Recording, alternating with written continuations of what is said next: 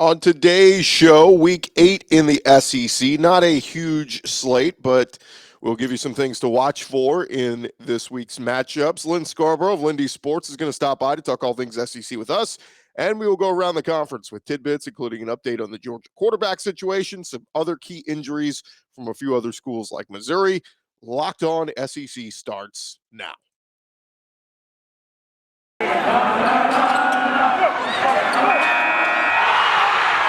You are Locked On SEC, your daily podcast on the Southeastern Conference. Part of the Locked On Podcast Network, your team every day.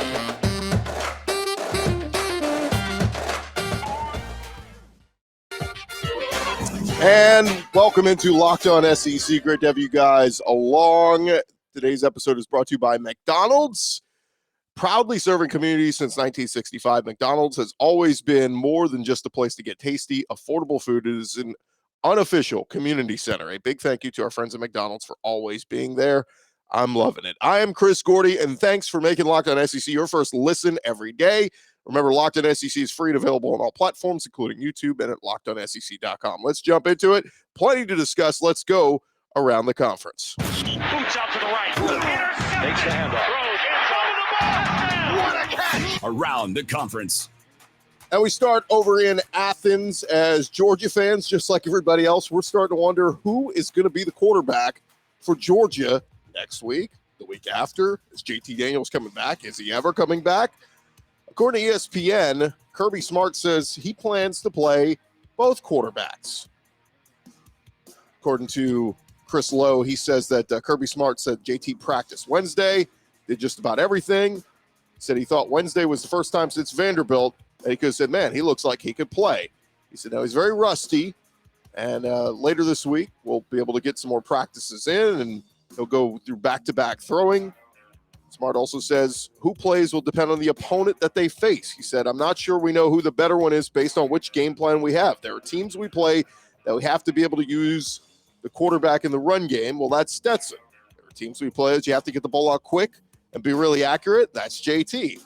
But the first thing with JT is that he has got to be healthy. Daniels has been out for a month with that dorsey lat dorse muscle. Not a doctor, but more commonly referred to as that lat injury. So we'll see, man. But pretty crazy to think that Georgia's going to play both guys moving forward, even when JT Daniels gets healthy. And obviously Stetson's got a skill set that helps. JT's the better player, but it sounds like they're going to play both of them. Another report from Georgia from 24/7 Sports. Running back Kendall Milton sounds like he is going to miss some time after suffering an injury in practice. He suffered a knee injury this week. They said it will not require surgery, but he is expected to miss at least 2 weeks. Milton is Georgia's third leading rusher behind Zamir White and James Cook. He has 49 carries for 243 yards and a touchdown. Look, the three-headed attack, I mean, it really 4 or 5-headed attack. They've got so many guys back there in the backfield that can contribute for Georgia. But, look, they'll miss Milton, but they should be just fine with Cook and White. Over at Alabama, head coach Nick Saban giving an update on his injured linebacker Drew Sanders for his status this weekend, the homecoming game hosting Tennessee. Sanders was injured in the Ole Miss game. Most likely will not return until later in the season, according to Saban. Saban told the media Drew Sanders is probably very doubtful for this game, but we're hopeful that maybe with the bye week coming up, he said it just depends, could be ready for the LSU game. He's a sophomore linebacker. He took the place of Chris Allen, who was out for the year. He's made a solid contribution to the Alabama defense. Before his injury, he had 20 tackles, 10 solo, 4 quarterback hurries, and 2 pass breakups. Saban also said defensive lineman Byron Young has practiced and should be able to play this week against the Vols. Over in South Carolina, quarterback Zeb Noland is going to get the start this week and moving forward. They'll be playing at Texas A&M this weekend. South Carolina head coach Shane Beamer announced on Tuesday Luke Doty is out for the season with a foot injury. Noland, who started the first 2 games of the season, was asked how the offense has evolved since the start of the year. He said, I think we're going a lot faster than we did week 1. We continue to go fast, play fast, but a controlled fast with a lot of great communication. Noland also said he's gotten more used to being a player Again, since he was a grad assistant, made that transition. He said the Gamecocks continue to improve with things like communication and substitutions every week. He said being a backup for the last few weeks allowed him to see the offense from a different perspective. So we'll see if Zeb Nolan is going to be able to get that Gamecock offense going. Maybe get some more wins here down the stretch. Over at Auburn, head coach Brian Harsin talking to the media this week. He was asked for an update on injured all-SEC linebacker Owen Papo. He said, I think he is ready to go. We need him. I think this is just a good time, at least, for him with the bye week this week to really give us a chance, not just with Owen, but with other guys too. Hopefully they're all able to get back and playing. Auburn will return to action at home against Ole Miss on October 30th. The world's largest outdoor cocktail party, going to be a little bit smaller this year. According to a Jacksonville report, the City Council of Jacksonville is considering getting rid of some temporary seating at TIAA Bank Field. About 6,000 seats in the north end zone expected to be removed. That's ahead of the Georgia-Florida game coming up on October 30th. It would cost the city almost $800,000, according to the report. They will vote on the plan on Tuesday, and if it passes, those temporary seats will be turned into premium seating. The new capacity for the game would be 76,000, and the city would have to pay each school $400,000 while the temporary seating would be moved to another part of the stadium. Even if there will be fewer fans, it's going to be a lot more than were in attendance last year during the COVID year. The world's largest outdoor cocktail party was just 19,000 fans. Over at Arkansas, news broke a couple days ago that their star safety Jalen Catalon will be out for the remainder of the season due to a shoulder injury. This week, talking with the media, Razorbacks head coach Sam Pittman said that Catalon had undergone surgery and his procedure was a success. Catalon recorded 46 tackles in 6 games of the season. He is eligible to enter next year's draft should he choose to do so. And Sam Pittman was asked, he said, look, my thought is he will come back, but you'd have to ask him. He would know better than me. Over at Missouri, they have announced 3 players are out with season-ending injuries. They announced yesterday they will be without the services of offensive lineman Case Cook, DB Mason Pack, and D lineman Chris Turner. They have all suffered season-ending injuries. Not good for a team already suffering on the defensive side of the ball, losing 2 defenders. The Mizzou defense dead last in the SEC and ranked dead last in the country in total defense, giving up an average of 21, or rather a total of 21 touchdowns on the game, and an average of 286 rush yards per game. Losing Cook, also not good for the Mizzou offense, as Case Cook was a guy protecting quarterback Connor Bazelak there. Mizzou's got a bye week this week. They'll get Vanderbilt next week. Over in Florida, Dan Mullen working on preparation for Georgia this week as the Gators are off. Mullen was asked about his quarterback situation and asked if Emory Jones was still the starter and how he plans to manage reps with him and Anthony Richardson. Mullen said, look, we're really fortunate. We have 2 really good quarterbacks here. I see us continuing down that path like everything. We'll evaluate, just like at every spot of the ball, we got experience, and we're fortunate to have 2 guys who are talented on the field. Over at Kentucky, after missing last Saturday's game against Georgia, wide receiver Josh Ali looks like he may be available to play in their next game against Mississippi State in 2 weeks. According to Mark Stoops, he said Ali was moving around with the trainers during Tuesday's practice, and he's been Kentucky's number 2 wide receiver behind number 1 Wan'Dale Robinson. They obviously felt his absence last week in the loss to Georgia. And lastly, Desmond Howard asked about what LSU should be looking for their next head coach. He said, I think you're going to have to hire someone with a very strong personality. Everybody thinks that their program is special, but this is a very unique type of program in Baton Rouge. So this next head coach is going to have to bring in a tremendous supporting cast of assistant coaches so they can develop all that talent they have at LSU. And there you have it. That is around the conference. Thanks again for making Locked On SEC your first listen every day. Coming up next, we're going to talk with Lyn Scarbrough of Lindy Sports. Don't want to miss that. This episode of Locked On SEC is brought to you by McDonald's, proudly serving communities since 1965. McDonald's has always been more than just a place to get tasty, affordable food. It was a place where friends and family can come to reconnect. It's a place where classmates can meet up for a study group, knowing they'll have dependable Wi-Fi and endless supplies of French fries and McFlurries. Win or lose, it's a place where teammates, competitors, the home team, or the away team can come to recharge. And it's a place you always look forward to stopping at on a long road trip to rest your legs and refuel. Think back to when you were a kid, how many times either you or friends had birthday parties there. McDonald's has always been a part of our lives. So head to your local McDonald's to refuel and reconnect. Did somebody say maybe a Locked On SEC watch party? Head on over to McDonald's. You know what they got.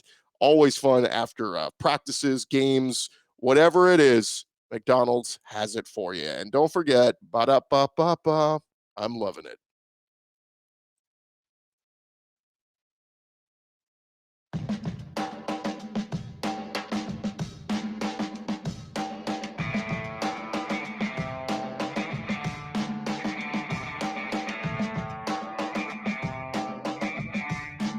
Rolling along here, Locked On SEC, and always fun to catch up with our buddy Lyn Scarbrough from Lindy's Sports, and he joins us now as he does every week, talking all things SEC. Lyn, what a crazy week it was in the SEC. So many storylines, so many things happening. How are you, my friend?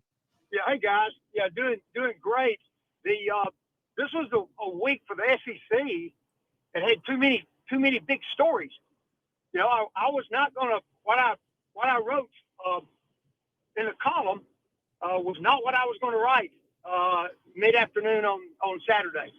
And then you know, we saw what happened. Of course, LSU beating Florida. Then what happened at Tennessee? You couldn't ignore that. That's the elephant in the room of what happened really in the whole field of college football in the country, and it's so big that it overshadowed what I normally would have written about. Then is the termination, basically, of Ed Orgeron. And then with what's happened on the field, you've got two kind of unlikely circumstances. Kentucky, with other teams losing, Kentucky has established itself really as the number 2 team in the East, which nobody would have guessed to start with.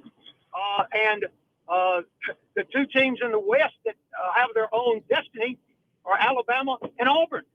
And Auburn is just quietly, they're number 18 or 19 in the country, and nobody's giving any attention. They've got a one-possession loss at Penn State on its whiteout day, and they lost to the number 1 team in the country. I know that Auburn and Georgia have both won 2 SEC games on the road. I don't know if other teams have or not. I hadn't had time to really study that. But Auburn's got a road win at LSU and a road win at Arkansas that nobody thought they'd get because they were underdogs in both of them. And now they, you know, everybody that's in the past, they play. And you would say, yeah, but they got Alabama. And that's very true. And Alabama looks really, really good. But they have shown they can lose. The perception is not reality when those two teams play. They're playing at Auburn, and Auburn's won 3 out of the last 4 played at Auburn. They've won 6 out of the last 10 played at Auburn. And since 2000, in this two decades, when perception would be that Alabama's been the dominant program in the country over everybody, Auburn's won 11 and Alabama's won 10. So it's not an inconceivable thing that Auburn could win out. Now, with that being said, Ole Miss absolutely could beat Auburn. Texas A&M absolutely could beat Auburn. But so you've got a lot of different stories developing. The Tennessee situation, the LSU situation. Some people starting to get cold on Dan Mullen at Florida, and then the way the conference races are turning out. So a lot going on in Southeastern Conference football right now. No doubt, Lyn. How surprised were you by the LSU decision to let Coach Ed Orgeron go? And, you know, they're still letting him finish out the season. What are you hearing in your mind that went down behind the scenes out there in Baton Rouge? Well, all right, let me just say this. You know, I don't like to get into the gossip stuff. I was with someone this past Saturday that knows about the inside of the program, and you know, I write for Tiger Rag magazine. Some I do football and basketball wrap-ups for them. I'm on the radio with Jeff Palermo and Ron Higgins, the editor of Tiger Rag magazine, from time to time, and I've got some good connections with LSU. And I was told a number of weeks ago that the time had come for Coach O to go. And when I started questioning, they said, "Just trust us. It's time that he needs to go on." And at that time, I questioned and said, "Well, is it because he's on the path that Gene Chizik had at Auburn?" Because if you remember, Chizik had a good year in 2009. 2010, they go undefeated with Cam Newton, win the Heisman Trophy, win the national championship.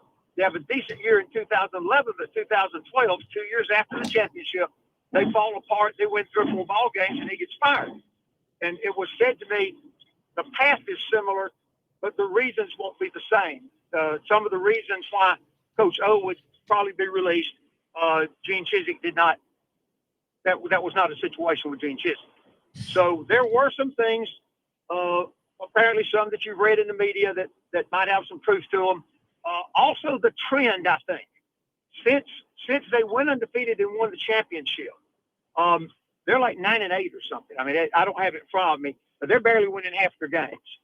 And so I think it's the trend, maybe kind of a lack of discipline, and then some of the off the field things.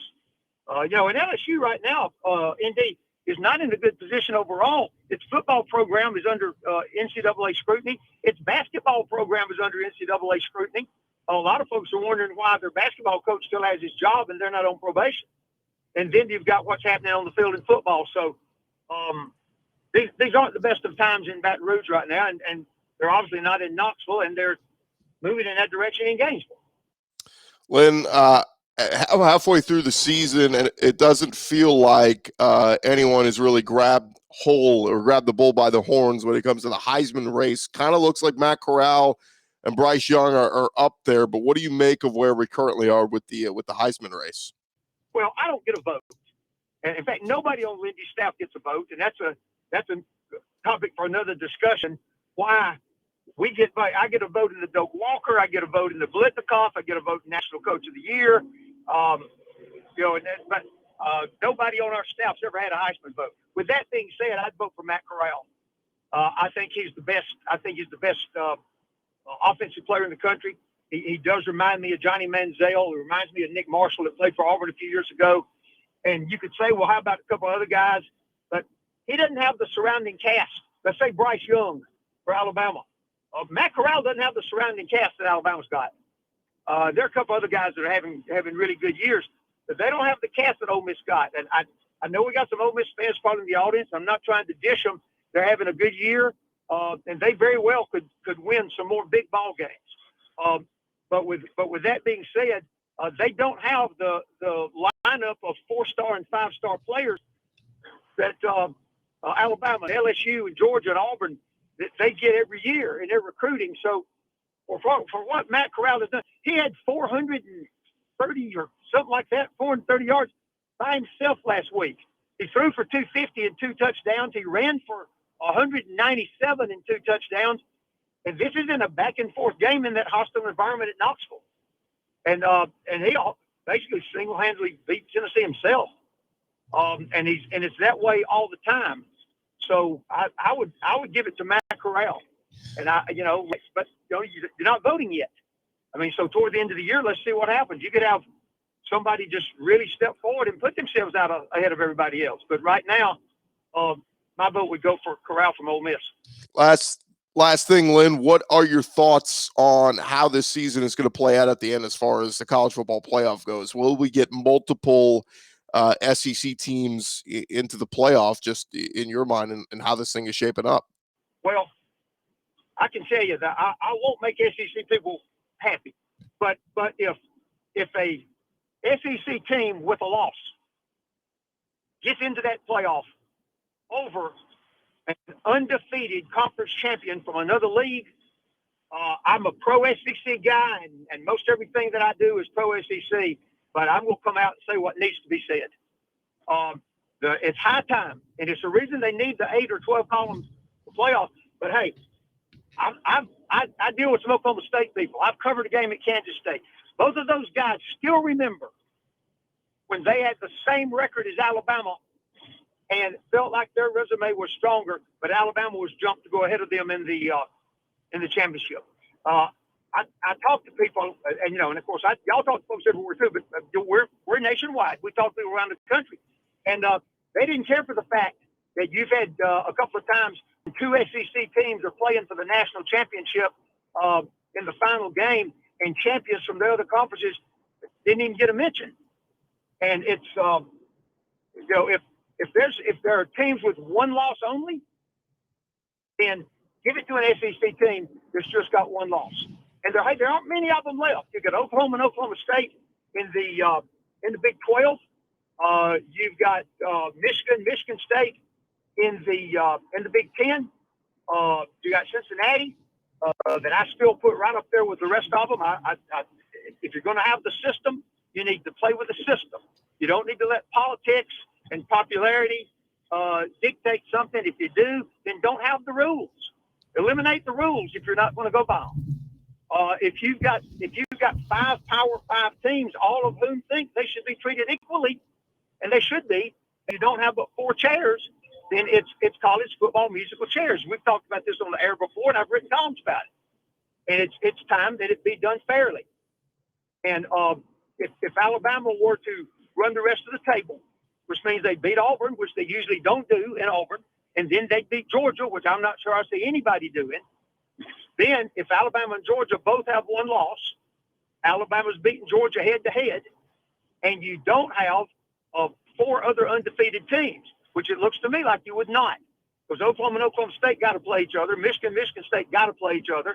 And Cincinnati, theoretically, so SMU might beat Cincinnati. SMU's a good team. They're undefeated. But all things being equal, a one-loss team does not need to go into the playoffs over an undefeated team from a decent conference.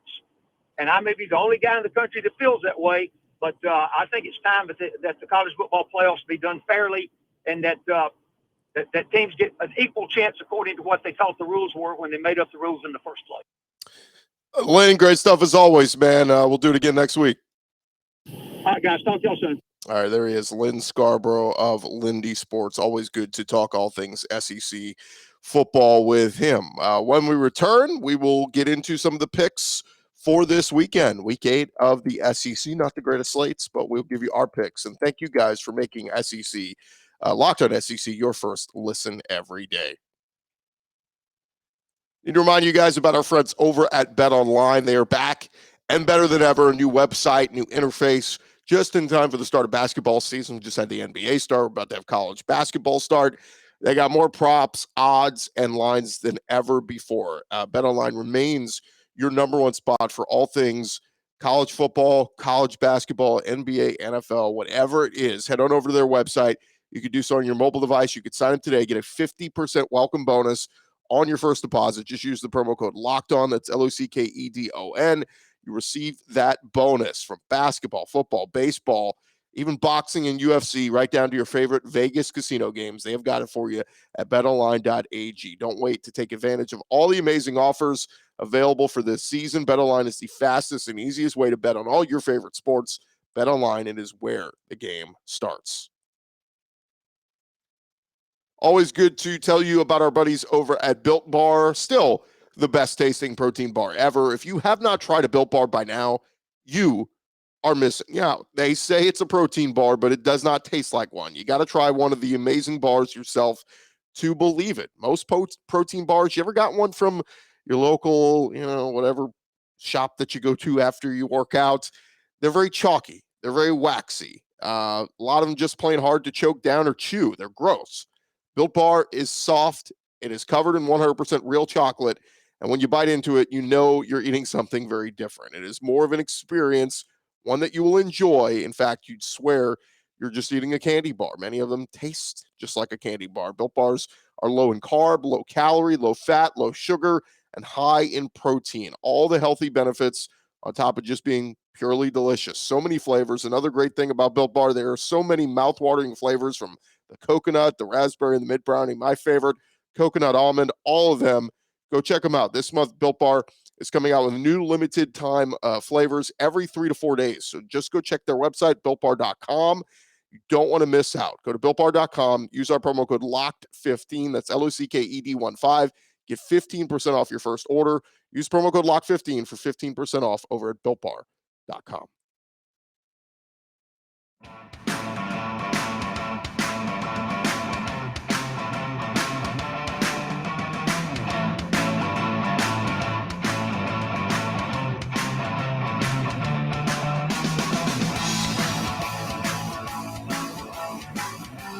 Going along here, Locked On SEC. We got a lot we got to get into. It is week 8 in the SEC. It is not the greatest slate, folks. We got 5 teams in the conference all off this weekend, but there are still 5 games being played. So let's jump into it. We'll give you the betting lines according to BetOnline.ag.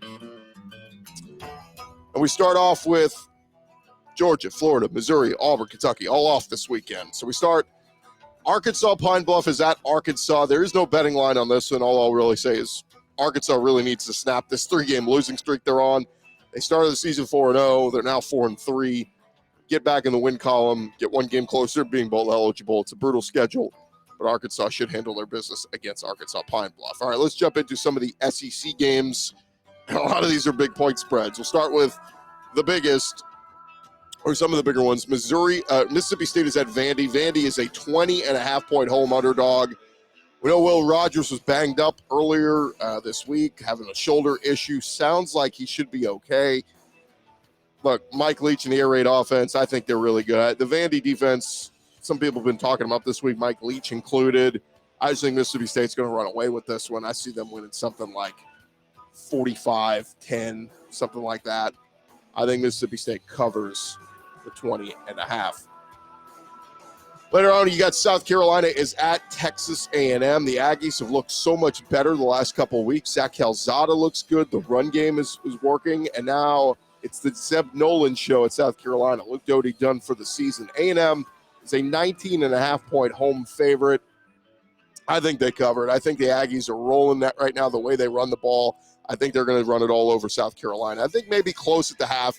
I think the second half, the Aggies pull away and they cover the 19.5. The 2 big games of the weekend, it is the rivalry. The 3rd Saturday in October, it is Tennessee at Alabama. 14 straight the Tide have won against the Vols. What rivalry? Alabama is a 25-point home favorite. Look, if this game were in Knoxville, I'd say maybe the Vols could keep it close for a while. They played so much better in recent weeks, but they're banged up from Hendon Hooker to Tyon Evans. I think Tennessee will score some points, but I think they'll come later in the game when Alabama has already put the game away. Give me Alabama minus the 25. I know it's a lot of points. Tennessee, you've been much improved this year, just not improved enough to hang or beat Alabama. And lastly, what might be the most entertaining game of the weekend, it is LSU at Ole Miss in Oxford. Ole Miss is a 9-point home favorite. LSU firing Coach O this past week, but announcing he's going to stick it out and stay coaching the team the rest of the year. It's a weird situation because Lane Kiffin and Coach O are good friends. Maybe Lane Kiffin doesn't want to embarrass his buddy. Maybe Coach O knows a trick or two and says, you know, what do I have to lose? Let's try to beat him. Look, you just had a nice chest-bumping win over Florida last week as a double-digit underdog in Baton Rouge. Nobody saw that coming. Maybe LSU can play a little bit more inspired football this week. Keep it close with Ole Miss. I think Ole Miss wins, but I'd watch that line. If it gets up to 9.5, maybe even 10 at BetOnline, I would take LSU plus those points. It's a lot of points. I don't think LSU will win the game, though. I'm taking Ole Miss. It's Eli Manning Day. They're going to be retiring Eli Manning's jersey. And, oh, by the way, guess who's in the stands? Arch Manning, going to watch Uncle Eli get honored and maybe taking a recruiting picture, too, from Lane Kiffin and the Ole Miss Rebels. We'll see. Look, it's not a dud of a weekend. If you don't make it a dud of the weekend, head on over to betonline.ag. You can make the games interesting. That's why we do these betting lines. Make what looks on paper like a crappy game an interesting one over at betonline.ag. Thank you guys so much for making Locked On SEC your first listen every day. Now go make your second listen. We've got some great other podcasts across the Locked On Podcast Network covering a good majority of the SEC schools. Locked On LSU with Matt Moscona, Locked On Bama with Luke Robinson, Locked On Aggies with Cole Thompson. Bunch of great podcasts for you to go check out. Appreciate you guys for listening, subscribing, and we will talk to you guys on Monday reacting to the weekend that was SEC Week 8. Talk to you guys soon.